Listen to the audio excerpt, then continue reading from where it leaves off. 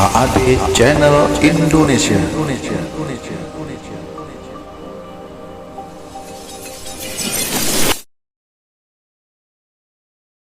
Penjelasan tentang khusyuk dalam sholat.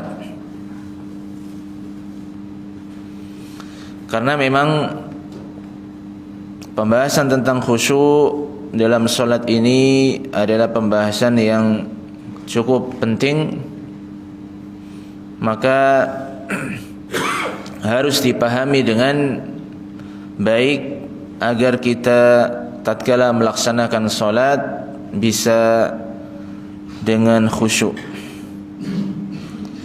Nah, pembahasan tentang khusyuk dalam sholat yang pertama adalah dari sisi definisi atau pengertian.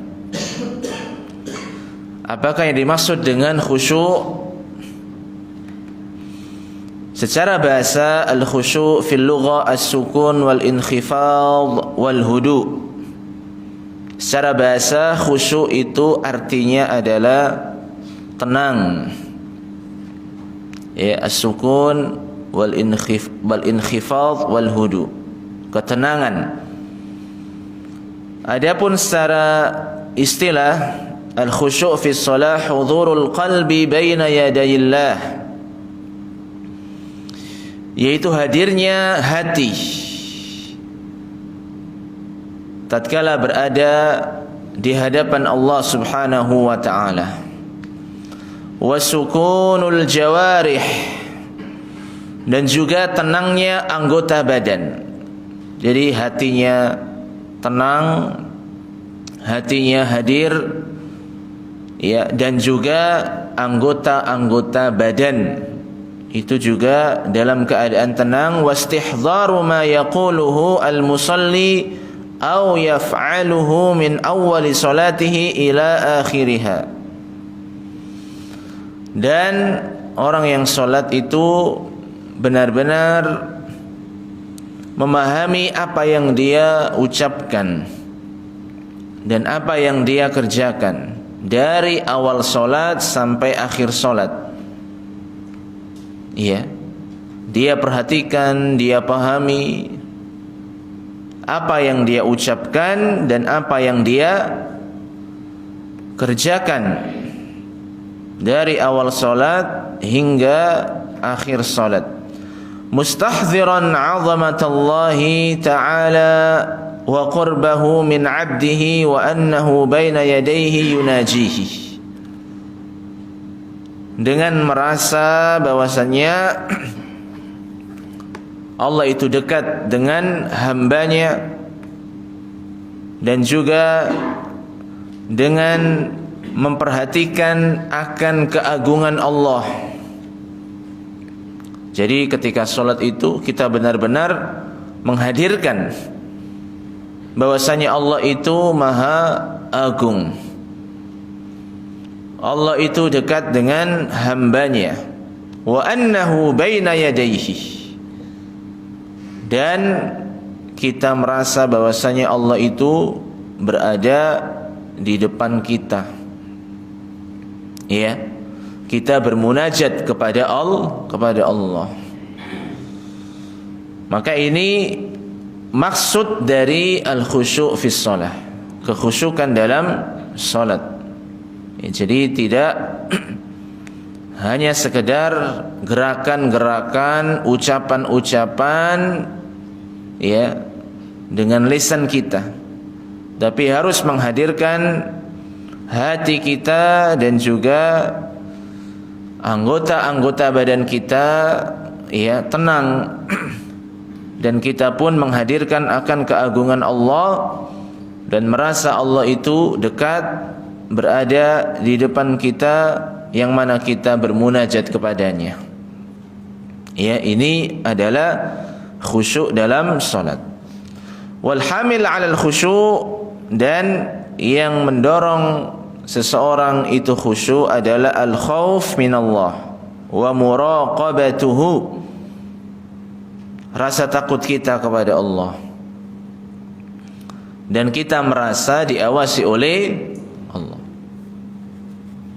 Jadi ketika sholat, ya kita harus hadirkan rasa takut kepada Allah.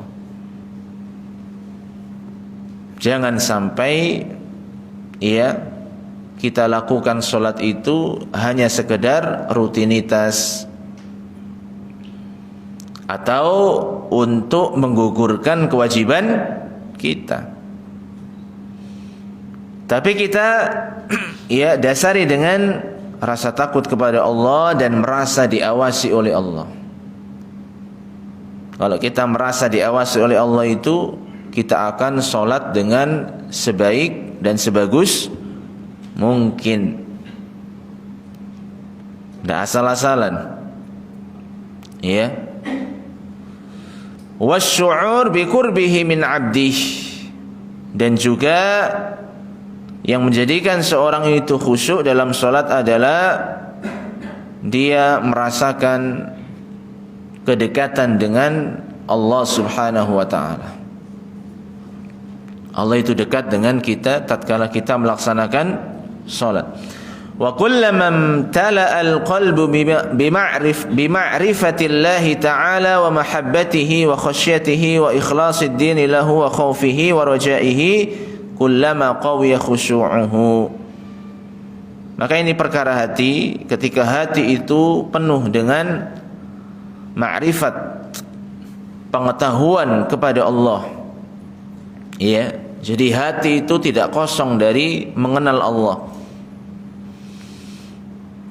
Hati dipenuhi dengan mengenal Allah dan mencintai Allah dan takut kepada Allah, khusyuk, ikhlas, ya, dan juga berharap kepada Allah, maka akan semakin kuat kekhusyukan seorang hamba tatkala melakukan salat.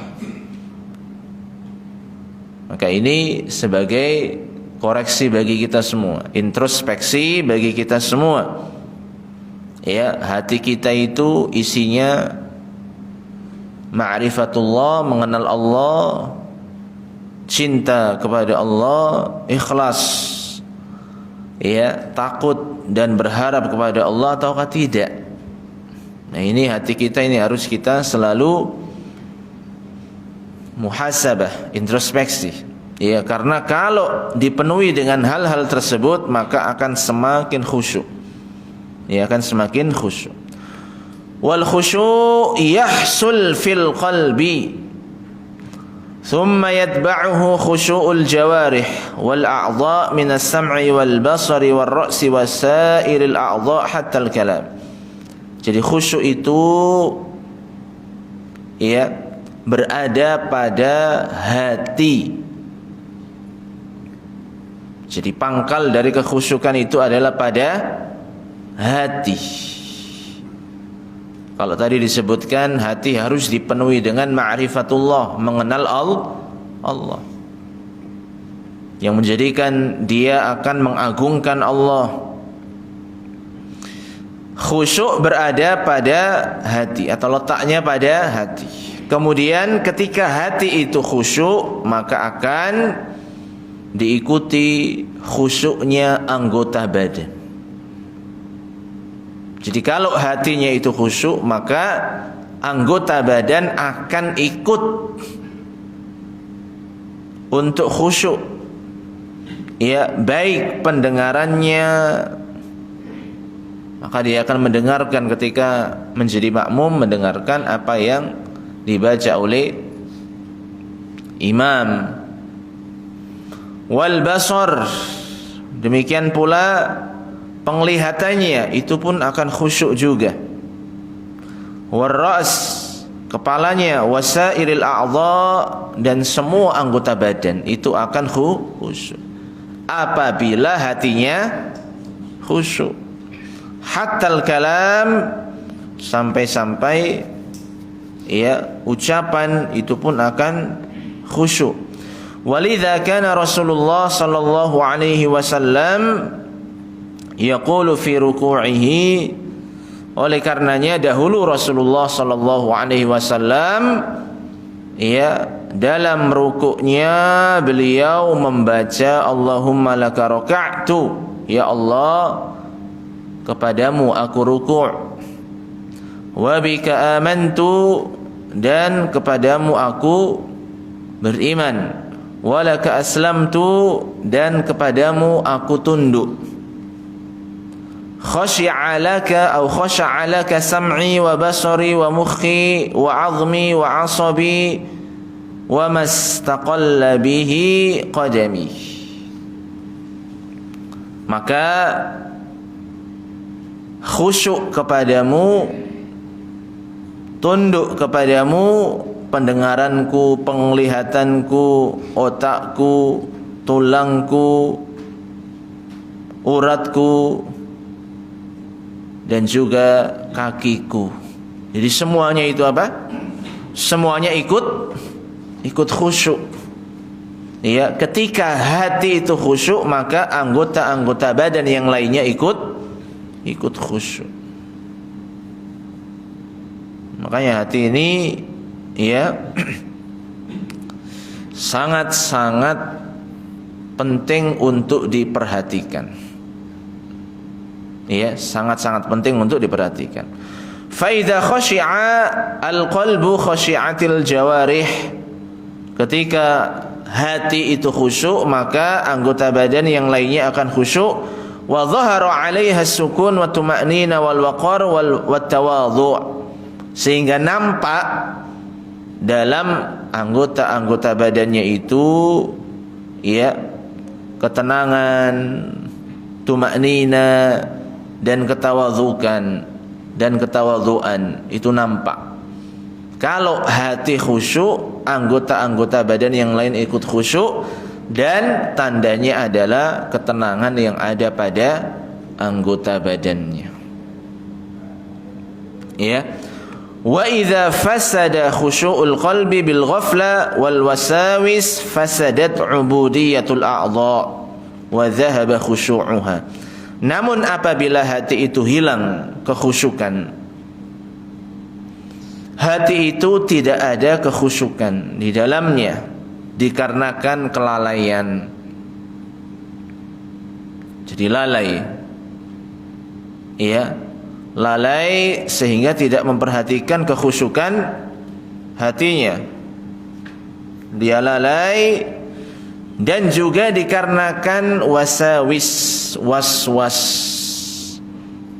Ketika sholat was-was dia. Tadi wudhunya tadi kumur-kumur apa enggak? Ya. Habis wudhu tadi kentut apa enggak? Jadi ada was-was. Akhirnya enggak khusyuk. Ya, rusak kekhusyukan hatinya, maka fasadat ubudiyatul a'dha, maka ibadahnya pun akan rusak. Dalam artian tadi ketika hilang khusyuk dalam hati, maka ibadah anggota badan itu juga akan rusak. Ya. Maka sangat ada korelasinya, ada keterikatan antara kekhusyukan hati dengan anggota badan. Ya.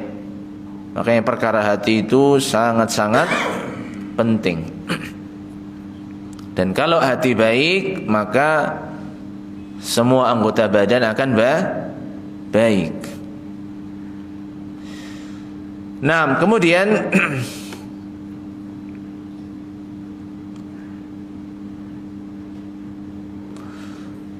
khusyuk termasuk yang sari'u faqdihi, cepat hilangnya.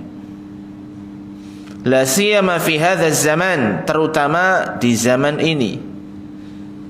Wa qad warada fi hadits Abi Darda anna Rasulullah sallallahu alaihi wasallam qala, dalam hadis Abu Darda Nabi bersabda, awwalu syai'in yurfa' min hadhil ummati al-khusyu'.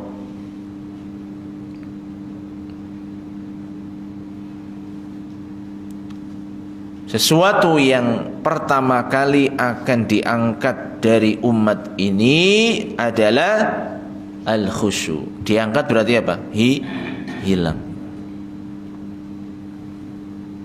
Suatu yang pertama kali, awwalu syai' yurfa' min hadhil umma al-khusyu' hatta la tura fiha khashian, sehingga tidak terlihat orang yang khusyuk. Karena kekhusyukan itu apa? Diangkat dari umat ini, sehingga tidak terlihat orang yang khusyuk. Akhrajahu At-Tabrani bi isnadin hasan. Hadis riwayat Imam At-Tabrani.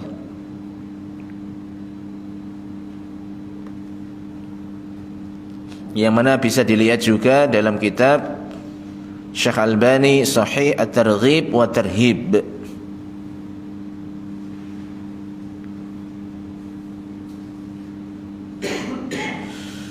Jadi masalah khusyuk adalah masalah yang amat penting sekali. Wal khusyu'u fi sholati huwa ruhuha wa lubbuha. Dan kekhusyukan dalam salat itu adalah ruhnya salat dan inti dari salat. Wala yahsul dzalika illa liman faragha qalbahu laha وانشغل بها عما عداها وآثرها على غيرها, dan tidak akan pernah bisa mendapatkan kekhusyukan kecuali orang yang benar-benar menghadirkan hatinya dan benar-benar dia itu konsentrasi dalam sholatnya, tidak tersibuki dengan hal-hal yang lainnya. Bahkan dia tatkala sholat mendahulukan kemaslahatan sholat daripada yang lainnya. Nah ini, jadi kalau pengen khusyuk maka harus benar-benar menghadirkan hati tatkala sholat dan fokus dengan sholatnya, tidak tersibuki dengan yang lainnya. Bahkan dia berusaha untuk mendahulukan kepentingan sholat, maslahat sholat daripada urusan-urusan yang lain. Iya. Sehingga apa? Wastahdhara fiha 'azamatallah wa sarat rahatan lahu wa qurrata 'ainin. Nah ini untuk bisa mencapai bahwa sholat itu penyejuk mata, penenang jiwa, yaitu dengan khusyuk ini sholatnya menjadi penyejuk mata, bukan lagi beban. Bukan lagi apa? Beban. Biasanya kalau sholat itu kan dianggapnya beban. Apalagi pas semangat-semangat kerja, ya. Kemudian yang punya toko, tokonya pembelinya banyak, atau sedang banyak orderan atau yang lainnya. Pokoknya lalu datang waktu sholat. Waduh. Kadang ya itu dianggap sholat itu beban. Padahal sholat itu adalah rohah laha wa qurrata ainin, sebagai penyejuk mata dan penenang jiwa. Makanya Nabi mengatakan kepada sahabat Bilal apa? Arihna bis shalah. Jadi yang membuat senang itu sholatnya ini, yang membuat senang, membuat bahagia. Jadi kita sholat itu, sholat ini yang menjadikan kita bahagia, menjadi tenang, menjadi senang, menyenangkan kita, menenangkan kita, bukan malah menjadi beban. Kalau beban itu biasanya pengen cepat-cepat selesai. Dan ketika sholatnya tidak akan khusyuk. khusyuk karena beban. Tapi kalau ya salat tersebut menjadi raha wa qurrah ainin, maka kita akan bisa menikmati salat tersebut. Ya. Was-salatu allati la khushu'a fiha wa la hudhura qalbin wa in kanat mujzi'atan muthaban 'alayha illa anna ath-thawab 'ala hasabi ma ya'qilul qalbu minha. Jadi meskipun ya salat seseorang itu tidak ada kekhusyukan dan tidak menghadirkan hatinya ketika salat, ya, meskipun dianggap sah, namun yang perlu diperhatikan adalah dari sisi pahala yang akan dia dapatkan. Itu tergantung kekhusyukan. Karena sebagaimana yang disabdakan oleh Nabi kita Muhammad sallallahu alaihi wasallam, innar rajula la yansarifu wa ma kutiba lahu illa ushru salatih.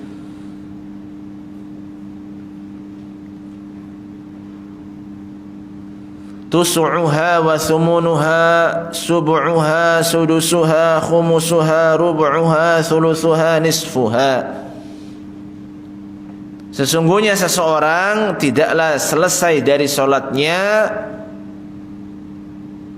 ya, kemudian dia hanya mendapatkan 1/10 dari sholatnya. Ada yang 1/9, 1/8, 1/7, 1/6, 1/5, 1/4, 1/3. Ada yang mendapatkan setengah. Lah kok beda-beda? Itu kembali kepada apa? Kekhusyukan dan hadirnya hati dalam sholatnya. Kira-kira jamaah pernah nggak merasakan itu? Sholatku kok beda dengan yang kemarin ini? Sering. Hari ini kok khusyuk, kemarin kok nggak khusyuk, atau hari ini nggak khusyuk, kok nggak seperti kemarin khusyuk. Kita sendiri itu bisa menilai. Iya apa enggak? Iya, kita bisa menilai. Nah, makanya di antara yang diperintahkan adalah muhasabah itu tadi. Kita introspeksi, ya. Karena yang namanya manusia itu ya akan dirusak ibadahnya oleh syaitan. Ini serangan-serangan syaitan ini nggak pernah berhenti. Ya, kalau kita juga lalai ya apalagi nggak mungkin bisa sholat secara khusyuk. Ya, maka ada dua hal yang akan menjadikan sholat kita khusyuk. Wa asbabul khusyuk naw'ani. Ada dua hal yang menyebabkan dan menjadikan kekhusyukan. Yang pertama, jalbu ma yujibul khusyuk wa yuqawwih. Menghadirkan apa-apa yang bisa membuat khusyuk. Dan ini kata Syekhul Islam Ibnu Taimiyah dinamakan quwwatul muqtadhi. Dan itu bisa diwujudkan dengan al-isti'dad lis-shalah. Benar-benar siap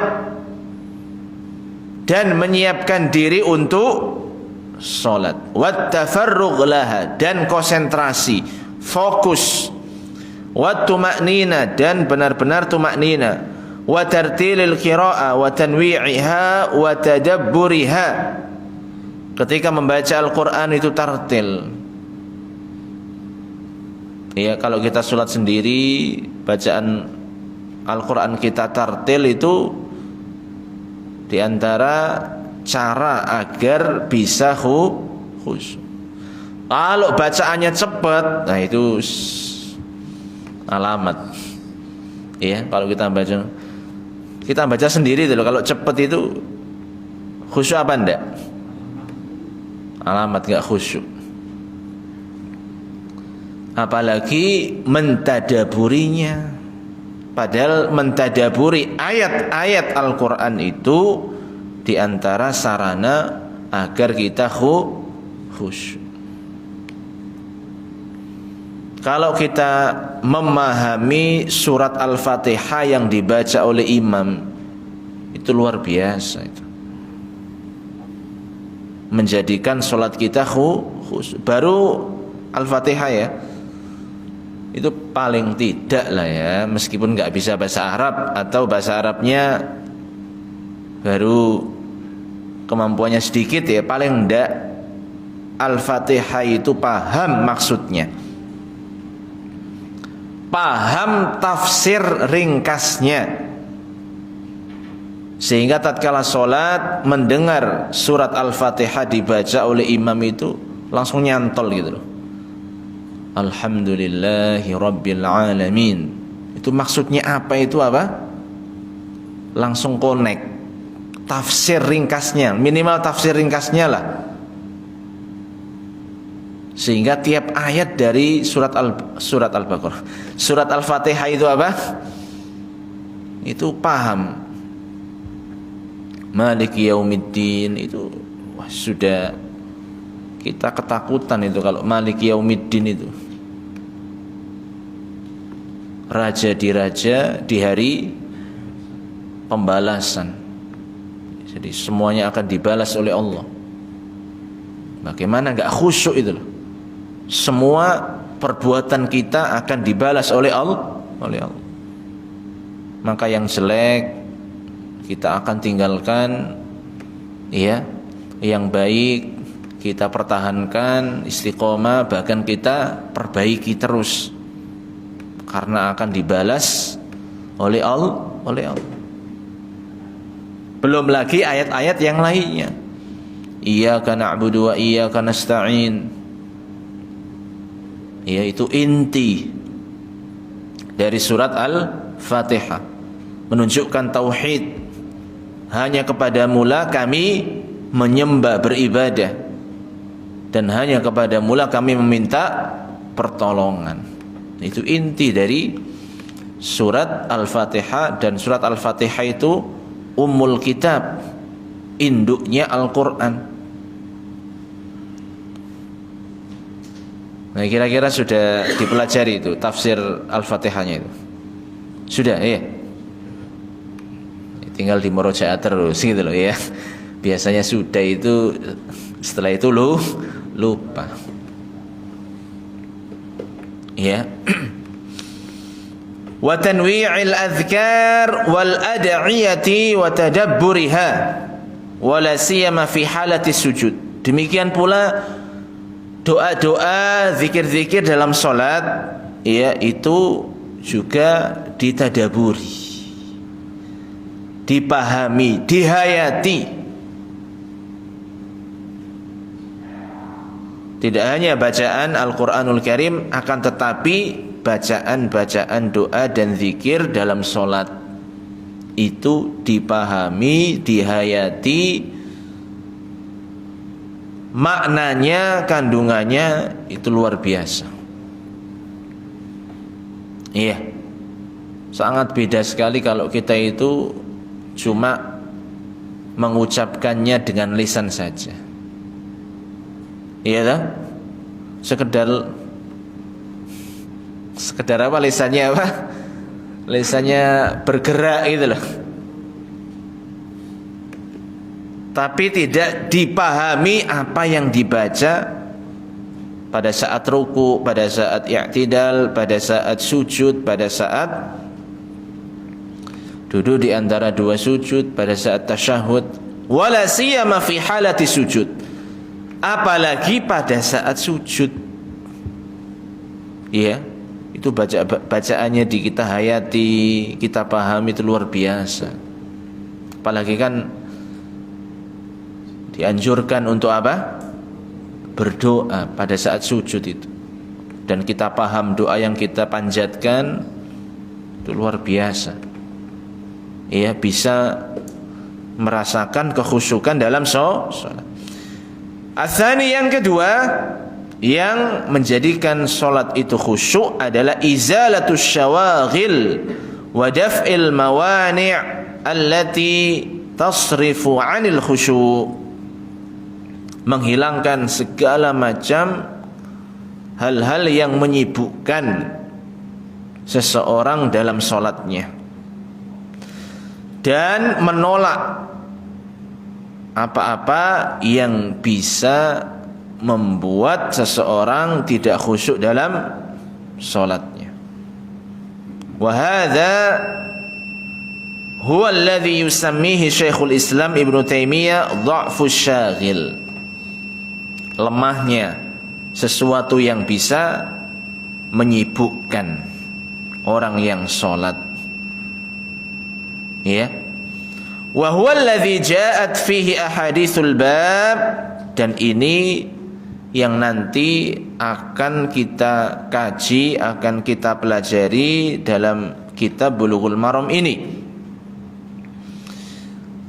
Karena dalam kitab ini akan, ya, berisikan hadis-hadis, di antaranya tadhammanat nahyal musalli an umurin tunafil khusyuk wa tudha'ifuhu. Ada hadis-hadis yang menjelaskan larangan, ya, orang yang sedang sholat dari melakukan sesuatu yang bisa menghilangkan kekhusyukan.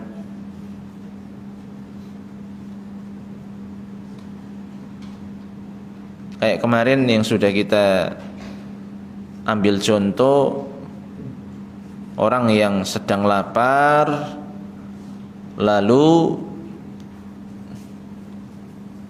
dihidangkan makanan.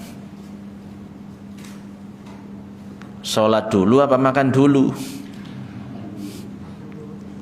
Kalau sholat nanti yang dipikir makanannya. Dia lapar kok ini. Ya, kalau sholatnya yang dipikirkan makanannya, nanti kira-kira dapat makanan apa enggak itu. Karena makan jama'i gitu lah, ya. Al-aqlul jama'i, makannya berjamaah. Jangan-jangan nanti diambil sama yang lain atau didahului sama yang lain. Ya. Dan juga nanti hadis-hadis yang lainnya. Fayata'ayyan 'alal mukallaf ijtinabuha liyahsul lahul khusyu'. Maka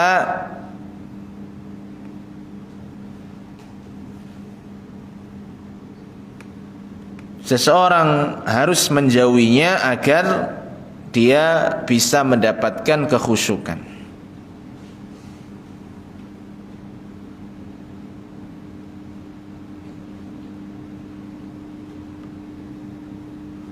Jadi intinya di sini adalah ketika seorang yang sholat, ya, maka hendaknya dia benar-benar memperhatikan sholatnya. Dia sholat dengan hatinya dan anggota badannya. Tidak hanya sekedar gerakan-gerakan saja, ya, tapi dia juga menghadirkan hatinya dalam sholat, hatta yahsula minal ajri was thawab wal aqibatil hamidah, sehingga dia mendapatkan pahala, ya, yang sempurna. Dan dia setelah sholat itu ada atharnya, ada bekasnya. Jangan sampai sebelum sholat dan setelah sholat tidak ada bekasnya blas. Tapi setelah sholat itu hendaknya semakin apa? semakin membawa dia kepada kedekatan kepada Allah, ketakwaan kepada Allah, ada peningkatan dari sisi keimanannya, rasa takutnya kepada Allah, rasa harapnya kepada Allah. Ya, jadi ada asarnya gitu, ada bekasnya. Li'annaha silatun bainal 'abdi wa rabbih wa yahdhar ma yushghilu qalbahu. Karena salat itu memang hubungan seorang hamba dengan Rabb-nya.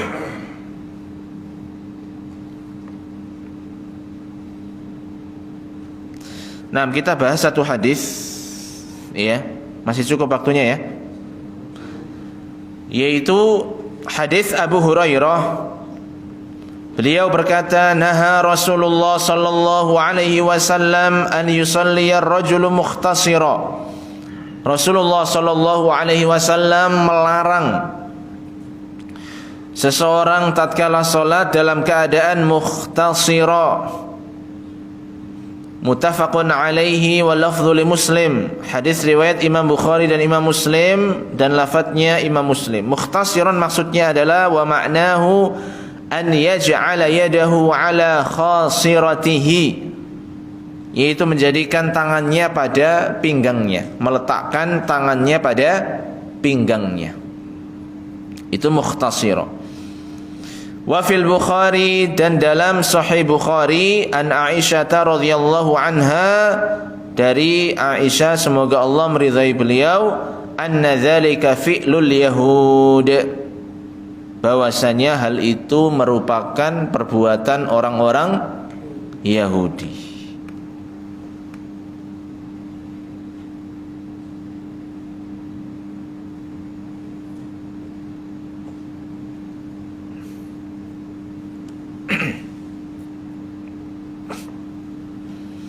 Maka hadis ini sebagai dalil larangan orang yang sholat meletakkan kedua tangannya pada khasiratihi, pada pinggangnya. Gimana itu bentuknya? Gini ya. Wa hadha an-nahyu 'inda al-jumhur litanzih. Qalu wala tabtul bihi salatu. Dan larangan ini adalah litanzi, sehingga tidak membatalkan sholat. Jadi memang larangan, tapi tidak sampai menjadikan sholatnya batal. Bukan berarti disepelekan loh ya, bukan. Apalagi tadi dijelaskan itu merupakan perbuatan orang Yahudi.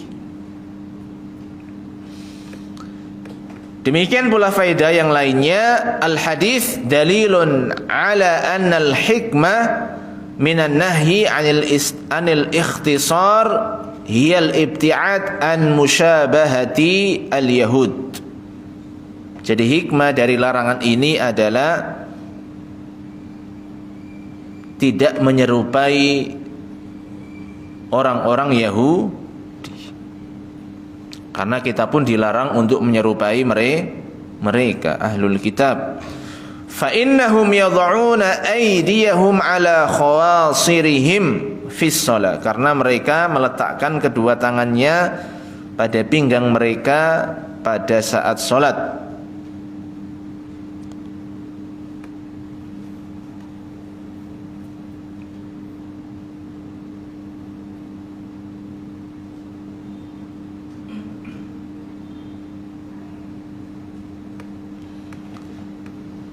Jadi dilarang. Dan hikmahnya adalah agar kita tidak menyerupai dengan orang-orang Yahudi. Karena dalam sholat kita, dalam surat Al-Fatihah, kita meminta agar bukan termasuk orang-orang yang dimurkai oleh Allah. Artinya jangan sampai seperti orang-orang Yahudi. Kalau sholatnya seperti orang Yahudi ya kontradiktif dengan apa yang diminta. Ya. Wa munasabatul hadis lil bab anna wad'al yadi 'ala al khasirati dalilun 'ala adamil khusyu'. Dan kaitannya hadis ini dengan pembahasan khusyuk, yaitu meletakkan tangan pada pinggang pada saat sholat, itu indikasi bahwa tidak khusyuk dalam sholatnya. Jadi kalau meletakkan kedua tangan pada pinggangnya, ini indikasi orang itu tidak khusyuk dalam sholatnya. Fa innahu qad yamallu wa qad yarfa'uha wa qad yursiluha fahiya la taslam minal harakah. Karena orang tersebut kadangkala bosan, itu bosan, sudah nggak khusyuk itu sudah. Kadang diangkat, ya, kadang dibiarkan kedua tangannya, sehingga ada gerakan-gerakan yang menunjukkan dia itu tidak khusyuk dalam sholatnya. Nah, ini diantara kaitannya kenapa hadis ini masuk dalam pembahasan khusyuk. Karena orang yang meletakkan kedua tangannya pada pinggangnya dalam sholat, itu menunjukkan dia itu tidak khusyuk dalam sholatnya. Karena dia merasa bosan, ya, kemudian nanti ada gerakan-gerakan yang lain, yang itu semua menunjukkan dia itu tidak khusyuk dalam sholat.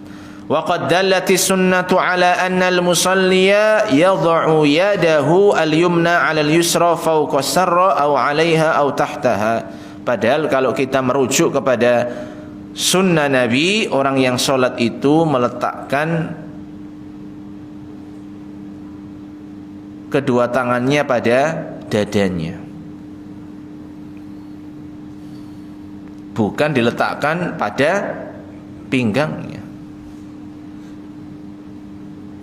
Maka ya, hadis ini menunjukkan larangan.